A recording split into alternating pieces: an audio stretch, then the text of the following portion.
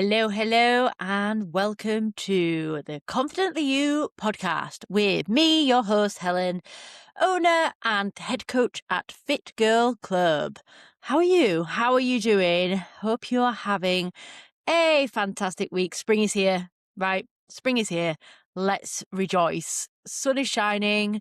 The flowers are starting to blossom. There's the daffodils. It's so beautiful. And remember this, right? Really try and remember this. Store it away in your memory. Stop and look up at the sky and at the trees and at the birds and just really embellish everything. And then what I want you to do is try and remember this, like try and take pictures in your brain to replay it in December next year or January when you are like, what is this rubbish? Because it always comes back. Spring always comes back. And it's so beautiful. And I know I've mentioned this before, but I've lived in countries that don't have seasons and you miss this.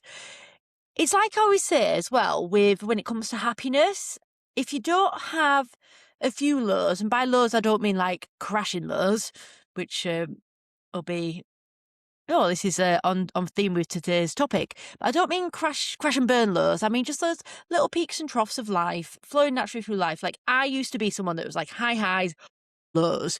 Now I've got more of a sustained little wave instead of crashing tidal wave tsunami. And I always say if you don't have the little bits of low, you can't appreciate the high. And it's so sad because it's so true. If your life was constantly one level, that I just feel like constant, you've got to ride the wave. So that's what I appreciate with the seasons. It's like when it comes back around to spring, you're like, oh, this is it. And when you don't have it, trust me, girls, you miss it. Some of you might not. Some of you might be like, no, I want to go live in the desert where it's constantly hot all year round, and I'd love that. But I just love the seasons. I love the UK. I love the countryside here, and I love the seasons. It's just the best. And I've lived in hot countries, cold countries, all around the world, and yeah, I love it. I absolutely love it. So I'm loving this time of year. First time this year. This morning, dog walk without a head torch at all. Didn't even put it on. So it is here, and sunrise is coming back on my dog walk. Beautiful. Little pink and orange skies. So today's topic is something that's been relevant to me recently, and I did a post about it last week on social media. And it's something that I think is really important to talk about. Now, when I was going through this, I didn't talk about it. I personally believe that when you're going through something, it's good to, you talk to your family and friends about it if you need to. But like I was speaking to my partner about this the other day, when I was going through therapy, my partner knew about it, Martin, but no one else, because that was my time to heal and to deal. Okay. I was going through a lot and the trauma was coming back up and having to deal with everything. If you want to know more about therapy and what I've been through and everything like that, listen to episode 1. First episode I ever did. It's all about me and my life and where I've come from and how I got to where I am today. Because I think there's just something about when you're dealing with it, just dealing with your own personal things going on. Obviously, you can confide in friends, but I won't tell everyone on social media or just like randomly like spit out to everyone, because when you're down and out, that's a really tough time that you need to deal with it. And having all this like external input is just, it's not always the best way, right? It's good to have a coach, a good, your best friend. My best friend knew, Fee. Hi, Fee. And Martin. That was it. And the reason I'm talking about this today is because I've seen a few things recently where people are like oversharing whilst they're going through it. And I just think, it's not, I'm trying to say this the right way without sounding, I don't want to sound like a dick about it, but you need to deal with your own shit until you can then tell everyone about it after and then coach from your experience. Because like with my therapy, I did therapy for 6 months. I then felt depressed for a year after. And then I didn't talk about it till after that. I think you have to ride the wave yourself until you can come out the other side and then give advice on it. So anyway, gosh, the tangents are strong today in this one. Today's topic is burnt out or bummed out. And this has come from a few weeks ago when I suffered a few days of really low mood. My gosh, my mood was in the gutter. I was crying at things that I wouldn't normally cry at. I was just feeling really flat and sad and just really struggling. It was 3 days. I came out of it. I do definitely think it was hormonal. Yes, girls. Yes, we have to deal with these things. But the difference in low mood and low energy, that's why it's like burnout, that's low energy. Bummed out is low mood. So that's what I want to talk about today on this week's topic. So you say things like you can't be bothered, but is it sadness? So is it your low mood or is it actually exhaustion? So noticing the difference between you think you've lost your spark, but what if you're just underfueled? There's a difference between them. Feeling flat. Busy woman can feel snappy, cancelling workouts, craving sugar, saying she feels flat. Everyone assumes it's emotional, but it's not always. Low mood and low energy can look identical on the outside, but they're very different internally. So let's go through some definitions and what to look out for, because I think this is something we struggle with a lot. And the difference for me with low energy and low mood and what I can actually do and achieve is huge. I'm feeling a bit probably low energy this week. I had a massive week last week. We launched the Glow Up. Who's we? Yeah, we launched the Glow Up. Me and my team launched the Glow Up. I worked 7 days. And I never do that. I always take days off, but I did work 7 days because it's really important to me. I'll do that once every 3 months. And it's part of having your own business. I did some really long days. I did like 12, 13, 14-hour days. And then we went out on Saturday evening and went to a comedy gig. Josh Widdicombe, amazing, fantastic, loved it. Went out for a Vietnamese, my favourite. Yum, yum, yum. Lovely evening. But I don't spend much time with people. And of course, I was tired, I was a bit run down, and I've picked up a sniffle. You might hear it in my voice. I don't feel ill, I just feel a bit sniffly, really snotty. So that's going to cause me low energy. My mood's good, I feel happy, but that's going to cause me low energy because my body's fighting whatever virus or whatever I've got. So it's important that you know the differences between low energy, physical, and low mood. Because if this was a low mood, I could still go out and burn all my energy. I've got more, actual body energy. One's mental and one's more physical. And they do cross over, by the way. I'm not saying this isn't a black and white statement, but it's just for you to have more knowledge so you can recognize the patterns. And then you are your own scientist. You're the one who knows best. Like, for example, today I'm feeling a bit low energy. I had a really good night's sleep, but I'm not going to go and do an absolute beastie workout like I normally do. On Tuesday, normally I run to the gym, I do a big gym workout, I run at the gym and I run home. It's about 2 hours. So today I'm not going to do that. I'm just going to take it down a notch and I'll probably do some stretching. I might do a light jog, if that. Okay. And I've been for a walk, but I still get up in the morning, I go for my walk and do things, but it's just about managing your energy stores in your body. And the more you get used to this and the more you get used to being your own expert and actually genuinely caring and looking after yourself. So instead of berating yourself and being like, oh, Helen, but you've got to do your workout on a Tuesday because you always do that on a Tuesday. No, because that might just make me even worse. And then I will be burnt out. I've learned off previous failures of how to work better for myself and for my energy and for my body. Skipping one workout isn't going to kill you. It's going to probably do more damage if you do go and kill myself in a workout, kill myself. Why am I killing myself? If I use all that energy and put myself in the ground, I'll feel worse. So, what is low energy? Low energy is often physiological, so it's in your body. Common causes can be not eating enough. So this is a really hard thing. When you're in a calorie deficit, you're trying to lose body fat, you're obviously giving your body less energy than it needs. This is why there's a fine line. And when you work with me, or if you ever ask for a calorie target or anything like that, I give you a target which is manageable so that your energy doesn't feel as depleted. Now, you're in an energy deficiency. That's what calorie deficit is. Say your body burns 2,000 calories a day, you want to lose body fat, you're on between 1,500 and 1,700 calories a day. You're in an energy deficiency. It's using your fat stores as energy. That's how it works. This is all science, girls. So your body is using your fat stores as energy. Now, if you go down to 1,000 calories a day, your body's having to use loads more. It's not having much coming in. Your energy will be in the bin. This is what really surprises me sometimes with weight loss injections, because women can be using these injections, which are appetite suppressants, and they're not eating anything, and they're eating 800 calories a day. How have you got any energy to do anything?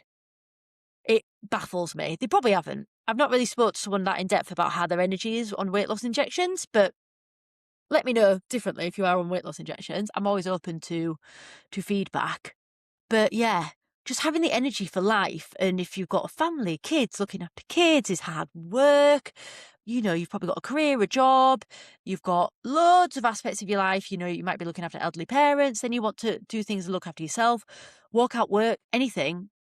You need to have enough energy. So this is where eating the right foods in the right amounts comes into play. So eating high volume, nutrient dense foods that's going to fill you up, and especially higher protein to keep you fueled up, full up, keep your muscles strong, keep you working, keep your metabolism burning. It's so nuanced. That's why we don't just say, oh yeah, eat less, move more, because it's absolute bollocks. You need to have enough energy to sustain your calorie deficit and have enough energy for your daily life. That's what we want. And it's a fine balance. And this is why, when I work with people, it's normally on a one-to-one basis, because we work out that balance to keep someone get results. There's no blanket approach. What works for me will not work for you. Everyone has their own individual lives. You've all got your own things going on. No two people are the same. So it's really nuanced down to that. The second biggest cause of low energy is poor sleep. Now, we're not just talking about lack of sleep, which is a negative thing. You should be getting 7 or 8 hours a night. I know some of you can't if you've got children or a new baby or things going on like that. Fine. I understand. You're just going to have to, you're in the trenches, push through. You can do this. Okay. But if you've got 10-year-olds and you're still getting, 4 or 5 hours sleep a night, you scrolling in bed for 3 hours, or you're watching Netflix because you can't not watch the next episode of your favourite favourite, crime series, stop it. You are not looking after yourself. You are not giving yourself the care and respect that you deserve. I prioritise sleep so much. People often ask me, and clients ask me this, how have I always got so much energy? One, I haven't got kids, and that's a personal life choice, which does have a big, and this isn't a negative thing, by the way. If you have kids, and I love kids, just understand that life is harder with these influences. I don't need to look at my life and go, oh, well, she finds it easy. I've not got dependence on me in that sense. So it is easier for me, right? But I go to bed at 9 o'clock every night. Most people, you'll be putting your kids to bed at 7:30. I know you want some time for yourself, but 10 o'clock's reasonable. 10 till 6 is 8 hours. Okay? Start prioritising your sleep. If you have to get up at 5, 5:30, just go to bed a bit earlier. Start prioritising you, because the difference in someone that gets good quality, adequate sleep and someone that gets poor sleep is huge. You might think you're fine, but you're not. You are running on empty, because what probably happens to you is you'll go on like this for months and months and months. Think, I'm fine, push through, 5-6 hours sleep, poor quality sleep as well. It's important the quality of sleep you're getting. Quality sleep is very important as well.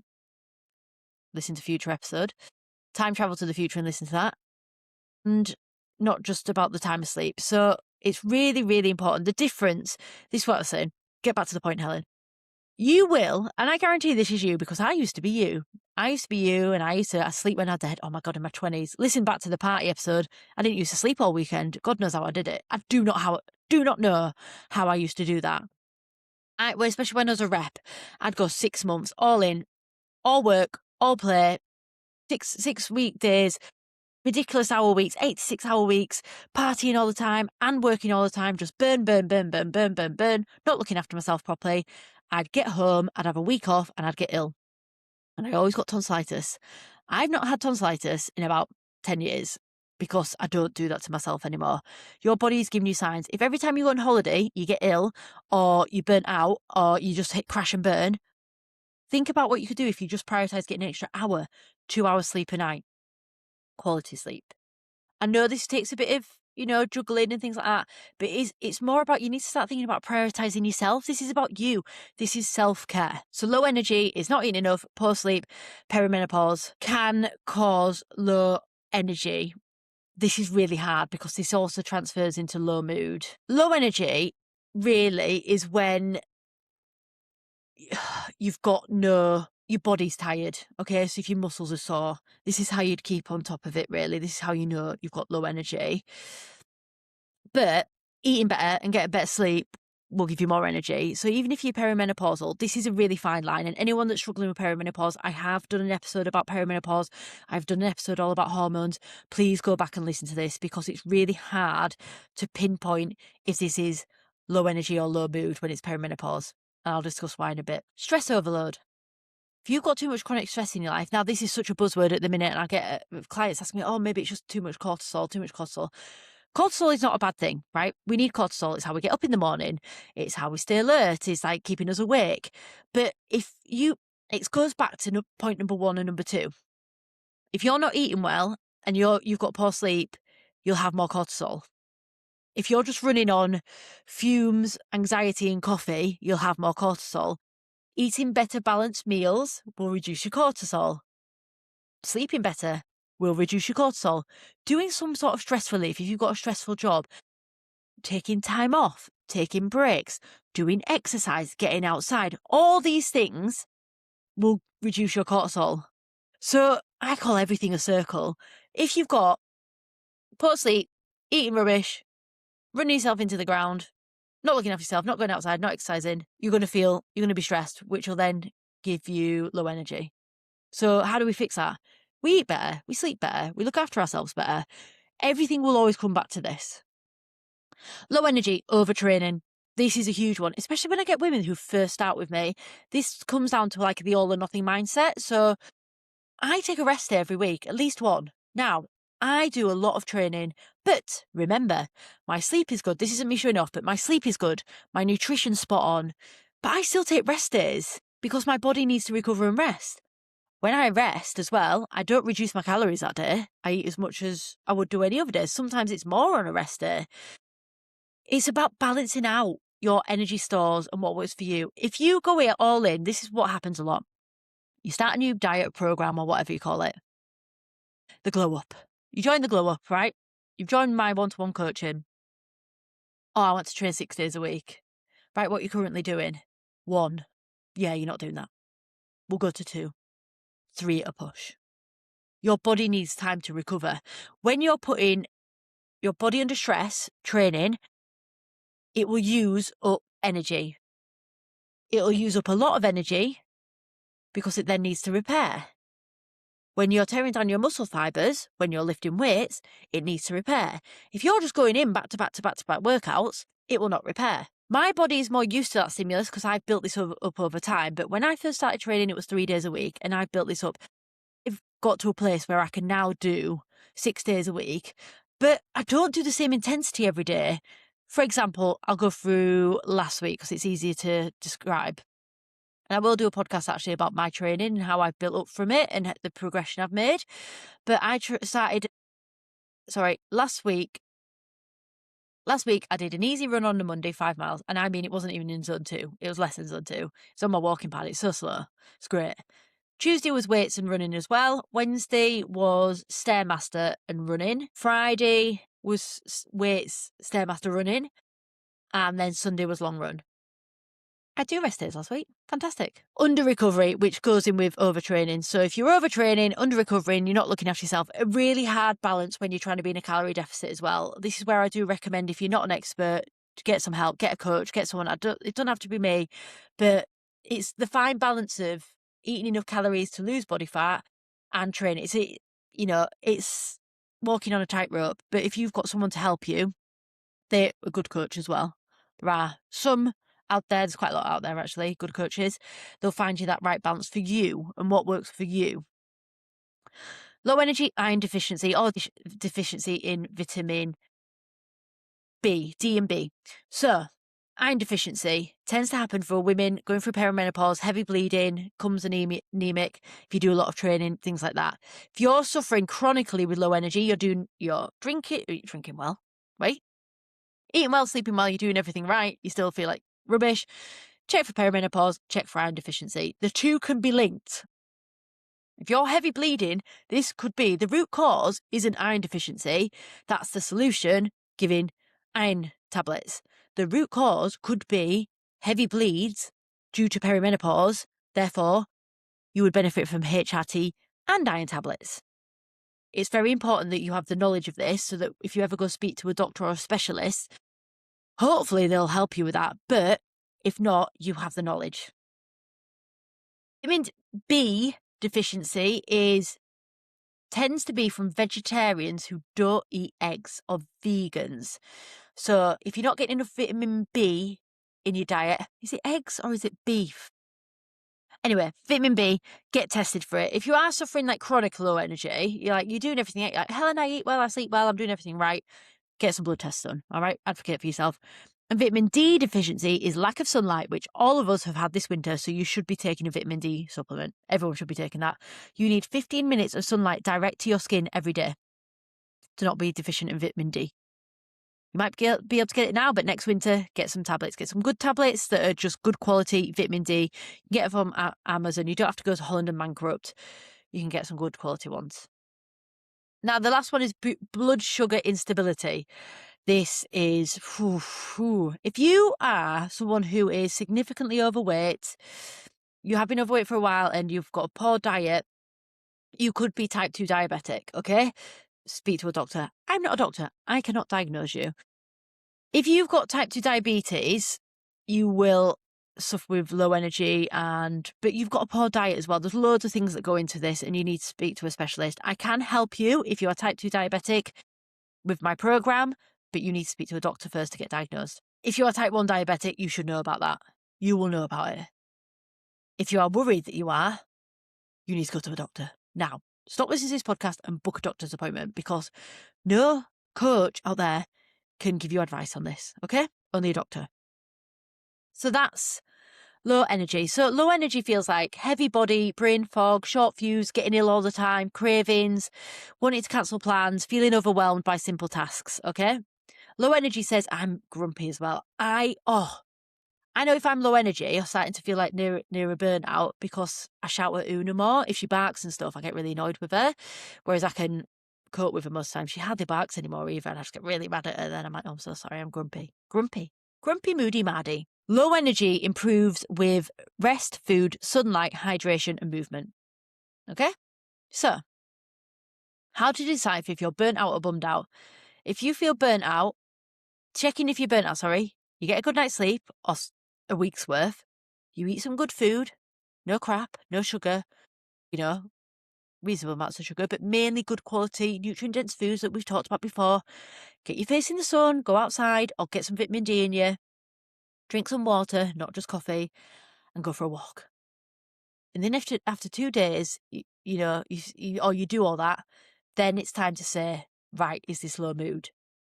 So low mood is emotional and psychological, and it's more of a cognitive function. So it's in your brain, okay? And it can be due to imbalances. So this can be persistent sadness. Oh, it makes me sad thinking about it because a couple of weeks ago, I just felt sad for 3 days. Hopeless thoughts. Oh my God, that was me. I was giving up my business. My business was going in the ground. I was giving up. I wasn't doing well. Girls, you should see how hard I work with my business and my clients and my girls. They're my world. And it's not about, being the earning the most money or things like that. I genuinely just love helping people and love what I do. But a couple of weeks ago, I was like, I might as well give up because I'm just not good at it. That's just not me. That's not me speaking. That's not true Helen speaking. Lots of interesting things that you usually enjoy. I was going to the gym and I was sitting in the car for 10 minutes to force myself to go in there. And I was just like, I wish I should have. Well, I did take a few videos, but honestly, like, if you're watching this now, you can see my skin's a bit like it's shiny, my hair's all shiny, but I was just like, bags under the eyes and just like, boof, into the gym. Bah. Just talking myself into it. Negative self-talk. Oh, yeah, the worst. Guilt, yep, and tearfulness. Yep, I was crying at everything. Everything. I work with a team and they gave me some feedback and I took it so personally. So personally. But then after I came out of the fog, I was like, oh yeah, that makes sense. Let's go do it. Help to improve my business. But at the time, I was crying. So low mood says things like, what's the point? I give up. I'm useless. Low mood does not reliably improve after a nap or a meal. If symptoms are persistent or severe, this is where professional support matters. So if you're struggling again with consistent low mood, speak to a professional. Doctor, therapist, things like that. If you're doing everything right and it's like, mine was for 3 days and I was just hope the fog would lift. When I finished therapy, my fog was for about a year. It wasn't the bit, I wasn't crying or tearful or anything like that. It was just I just felt a bit flat and I'd lost a bit of my spark. What I had the other week. So I'll say, let's do a scale of 1 to 10 because that's relatable. But 10 being really, really, really down. 0 being absolutely fine, normal level. When I was after therapy, I reckon it was about 5. Last week, it was about a 6 or 7. The 5 was prolonged, and I was just like, I've just lost my spark. But it came back. It did come back, and I just knew that what I was doing was right. And I talked to people about it, and talked to my partner, and talked to my best friend, and I was just feeling a bit flat. So it's important to know that if you are struggling, there is help out there. This is where medication can help, therapy, talking therapies. It isn't just about, oh, eat something and have a nap and, oh, just go outside. That doesn't help for that, okay? But do everything right first. Look at the stuff that is an easy, quick fix. Am I eating like an adult? Have I been outside today? Have I had some communication with a friend? Loneliness can be a cause of depression and low mood and low energy. So speak to a friend, meet up, catch up, then go over it and then be like, well, this has been a week now and I still feel like crap. Then it can be perimenopause because it would be hormonal, or it could be something deeper where you need to actually speak to a therapist or be prescribed antidepressants. There is nothing wrong with that. Sometimes it's chemical imbalances in our brain. You are different to everyone you know. No one can tell you what you're going through, how you feel, or how you should feel. Sometimes it happens, and beating yourself up and struggling for long periods of time is just making it worse. So just be kind to yourself and seek help. There's help out there. You are not a failure for seeking help, okay?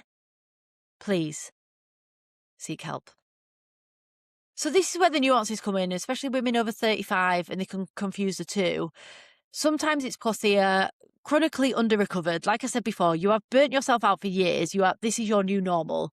Your new normal is just go and not looking after yourself. So that's how you feel all the time. So you're used to that. So it becomes like your new level, and that is not normal. Go on to diets where you restrict and you eat less than you think you should. So you're causing yourself low energy. You normalize exhaustion. I'm always tired. I always feel like this.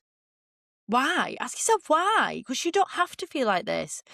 You blame yourself. So if you're in low mood, I'm useless, I'm no good at this. Oh, it's just this self-deprecation that I hear this so much and it makes me so sad. My job, though, as a coach is to go, it's okay. I understand. How can I improve your life? And I'll put things into place slowly. Little wins. Oh, girls, the power of a little win. That once you start doing something and you see a slight hint of success, getting a good night's sleep, feeling slightly better, prepping your food, not cooking your food, just having a plan for the week, feeling more in control, looking after yourself. Those wins will compound over time, and then you can start picking off the big things. And a lot of women put everyone else there first. You are at the bottom of the pile. Everyone else matters before you. I'll just slug on and carry on in the trenches on my own, struggling. No. We all get one life. Why are we not living it? Why are we not living it to our full potential? You're allowed to be happy too. So you're not unmotivated, you're underfueled and overextended. So how to tell the difference? This is a practical test, a simple diagnostic framework that you can ask yourself every day. So you can write this down, listen to this, bit of podcast if you need to, if you're feeling low, feeling flat. So number 1, have I eaten properly today? Have I eaten like an adult? Have you just got up and had a coffee and cracked on with beer and had a pastry? No. Fuel yourself properly, girls. Come on. Rule number 1. Number 2, did I sleep for 7+ hours last night? No, the baby was up screaming. That's fine. Crack on today. Let's try again tomorrow. No, I was up scrolling. What can you do about that? It's your habit. You can change it. You have the power to change those things in your life. Have you drunk any water? Really big one. very important. Have I moved my body today? I'm not saying go out and do a insanity workout. Are they still about? They were crazy. I'm saying get outside, get some fresh air. Have you been outside today? Move your body, do some stretching, do something. If yes to all of those questions and you still feel flat for a few weeks, you need to explore some mood support. Don't leave this 6 months, a year. Oh, I never got anything done. I just feel crap for the rest of my life. Stop it. Stop it. If no to most, you need to start with physiology.